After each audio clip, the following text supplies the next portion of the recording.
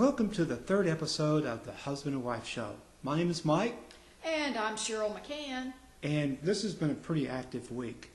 Tuesday, for example, we went to early voting and participated in the International House of Pancakes promotion for a charitable donation. We got a free stack of pancakes, which was really nice. And all that happened early in the morning, so I got back to the office in time to keep a pretty good routine. How was your week, Cheryl? Well, it's pretty busy.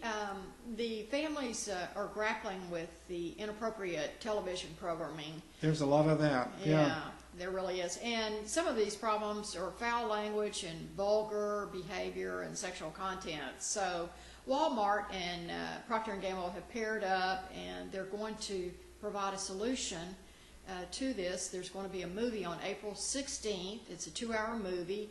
It's called Secrets of the Mountain, and it is about a single mom who takes her family to a cabin in the mountains. It's a cabin that she has inherited from a eccentric uncle.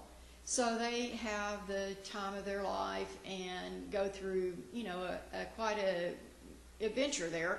And some of the high ideals that are brought out in the movie is family togetherness and honesty, and so it's should be a good movie for all family members to sit down and watch at one time. It's kind of funny that the movie is about some people going to this isolated cabin where there's no TV.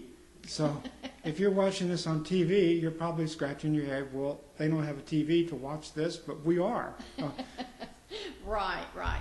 Well, Walmart has asked about 50% of the moms that come into the store, and the moms say that they are watching DVDs at home and playing games instead of going out. That's what we do a lot. To save money, and then also, can control what's going on with the entertainment as well. Plus the TV programming hadn't been that great lately. Mm-hmm. Yeah. Right. Something else that happened this week in Houston, which is the market where we live, it snowed.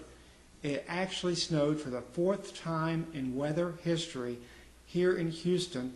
And where we live, just north of Houston, it snowed for about 2 to 3 inches, which if you were looking out the window during the day, it reminded you of a white Christmas in February, which was a lot of fun. You looked outside and there was snow coming down, and it wasn't so intense that you couldn't get out and drive. So driving was not a problem. You had white snow. You felt like Christmas. Takes that winter gray away. Yeah, so this week's been kind of fun. It's been several activities that were very unusual. Mm-hmm. What else do you have? Well, there was, last week we were talking about stories from couples, and there were 8 couples, and they had it's the Bethel Joy Club, and they had a vow renewal ceremony, and it was pretty effective. It was December 6th. It was set off the Christmas season. The church was all decorated with poinsettias and garland and single candles in the windows and that sort of thing. So, hey, it just occurred to me, that if this happened December 6th and the church was decorated for Christmas, then the church was also decorated for anything else. So you could have a 2-for-1. You could have a renewal of vows like a wedding, and you could have Christmas all at the same time. So that's a pretty good idea for this year. Mm-hmm. True. Well, as the couples were getting ready for the ceremony, they had a couple of challenges. One, the minister's wife had said she would do the reading, and about 6 weeks from the time the ceremony was going to occur, then she and the minister made an announcement that they would be departing in 6 weeks. That kind of breaks up the fun, doesn't it? Yeah. And then the other thing, the pianist came up with actually had a previous commitment, so she could not participate. But through family and friends, they were able to cover and put the pieces together of the puzzle, and it all worked out fine. So anyway, that I did want to mention one thing that the minister read. They had a declaration of intent. Now, you wanted to read this because You wanted to have it verbatim, right? Right, right. And it was, instead of, normal vows that you say in a ceremony, he actually read this. When you first joined hands and hearts years ago, you did not know where life would take you. You promised to love, honor, and cherish one another through all things. Life has surely brought you both wonderful blessings and difficult tribulations. Therefore, you have fulfilled your promises, and God is smiling. You have helped one another grow into becoming a better person, and you complete one another. You are still the best part of each other's day.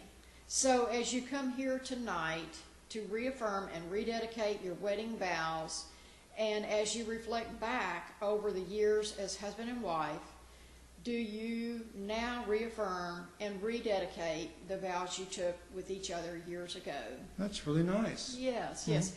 And so I'm going to post on the website, each one of these couple had a comment about the ceremony, what they felt about the ceremony, and you'll be able to see that. That should be funny because, couples who have lived together for a long time and talk about some of their shared experiences. Right. So that's going to be on husbandry.com, right? Right, right. That's husband-ry.com or Right. husbandry.com. And that's what I have for All today. right. Well, that's a wrap. Until next week, we wish you the best. Thanks so much for tuning in.